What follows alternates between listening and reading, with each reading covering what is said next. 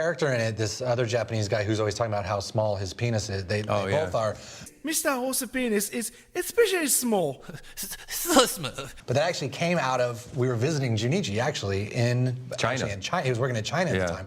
Mr. Ose. Whose name was Mr. Ose, and he was just kept telling us about how small his penis was. Yeah, we went out drinking, and he kept telling us about how small his penis was, and how Americans have big, big penis, and you're so lucky. American? Yes. Oh, you must have very big penis. Excuse me? And my penis is so small. And we're like, that's so small. That's going right into a show. That's going into a show. It's just how small his penis was. Yeah. I love that guy. He was a cool guy. Small penis, though. Is there a basis for the Leopold Butters Stops character? Actually, yes, he's here today. Yep. He's the animation director of South Park, Eric Stow. And it was always Matt making fun of him that sort of, and we started calling him, he's our buddy, he's our little buddy, he's our Butters, who's my Butters? And then he became Butters, and we're like, we're going to put you in the show, Butters. Yeah, and he's like, well, you better not, I'll get awful mad. He's here. He's sitting. He's here. He's still trapped out on the Real horse. Butters is here. Oh, that's phenomenal. I had no idea. Yeah, I mean, I grew up with Kyle and Kenny, and I mean, the thing is that all the characters in the show are based on a mission of a lot of different people. The worst one is, and he could so sue us, because I had a counselor, Mr. Lackey. And it was the first time I started doing voices, because he'd walk down the hallways and go, "How's it going today, boys?" And we'd all go, "Fine, Mr. Lackey, how you doing?" And he never knew we were all doing his voice back to him, you know. What about Mr. Hanky the Christmas Pooh? Is that based on a real person? Yes. We do know him. Yeah. How was Kenny born? How was he born? And also, why do you kill him off on every episode?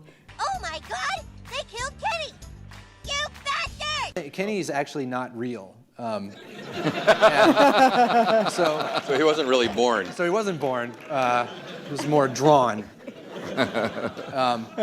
But there was actually a friend of mine, my friend Kenny, who at the bus stop all the time, he had the little orange coat, and he would always say we couldn't understand him. We're like, we can't understand you, you know. And but he was the poorest kid in the neighborhood, and that's why, you know, it was always like.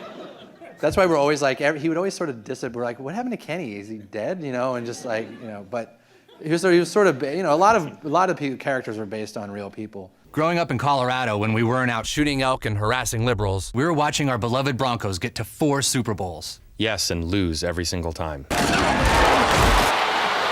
everything changed the year South Park went on the air. Energized by our success on television, the Broncos went to the Super Bowl once again and won.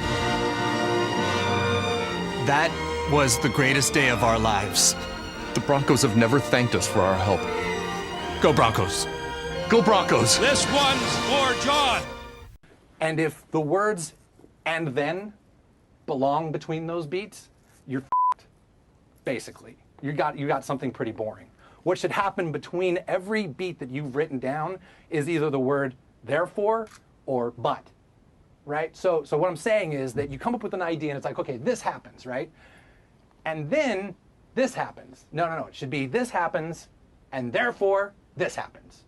And there's so many scripts we read from new writers and things that we see. God, I see movies. And, you see movies that you're just watching. It's like this happened, and then this happens, and then this happens. That's when you're in a movie, just going, "What the am I watching this movie for?" Just like this happened, and then this happened, and this happened. That's not a movie, you know. That's not a story.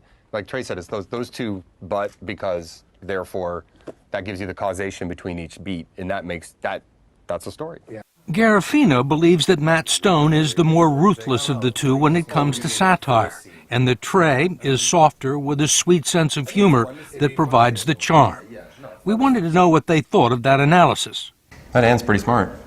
Ann's a bitch. See, that was the opposite. Right? That was really nice. We're just proving the opposite. Boy, that Trey's ruthless. And she's fired.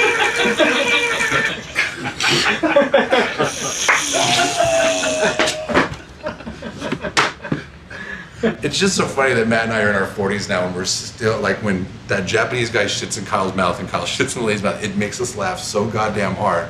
And I know it doesn't, there's like a lot of people out there that don't laugh at that shit as hard as we do.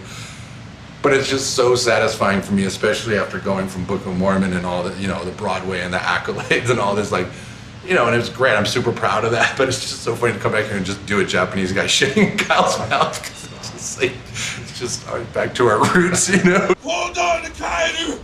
I believe in you! Yeah, just keep him kind of moving and shaking. So it's like, oh God, come here, Ron! Here come! Hold on, God, I believe in you! You know? Like most things South Park, Parker and Stone defied convention on the day. We were really shocked that we got nominated, and then it was, oh, I guess we should go, but it's sort of everything that South Park's against, and it just came, it was like, well, we should go, but we can't just get all dressed up in a tux and go. Talk about a fashion statement. Now, So I was like, but we could go wearing dresses. That would look bad on them if they kicked us out for wearing dresses. And then the day of the Oscars came, and we're like, we almost bailed. Is it true you also dropped acid that day? It's true. We took a little bit of acid, and of course, about Sounded an hour like a good later, idea. We're like, of course we're gonna put on dresses and go. Like it sounds awesome. it's just such a magical evening, and everyone looks so spectacular. You know, we just wanted to be a part of it all. It's a night of magic. And then, of course, there's the moment where we had just lost to Phil Collins, and you're sitting there coming down off the acid in a dress, surrounded by people in this theater, and you're like, dude, we gotta get the out of here. This is fantastic. Thank you. I think I won, and that we showed up in dresses and did the whole thing, and they're like, switched it. Give it to Phil. Well, how can you agree to something you didn't read, Kev? That is part about putting two. Never, ever click something without reading it. I said disagree. Because then Stan even showing up at Carmen's house going, we gotta hide Stan. And Carmen's like, why? And it's like, he agreed to the fucking iTunes terms and conditions. Like, what?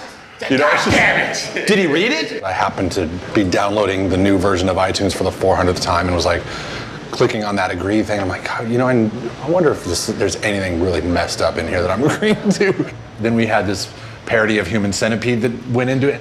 And then you start to know, oh, wait, this is actually starting to be something. And just draw a little Kyle hat on that second one. This is Kyle in the middle, just getting fucking.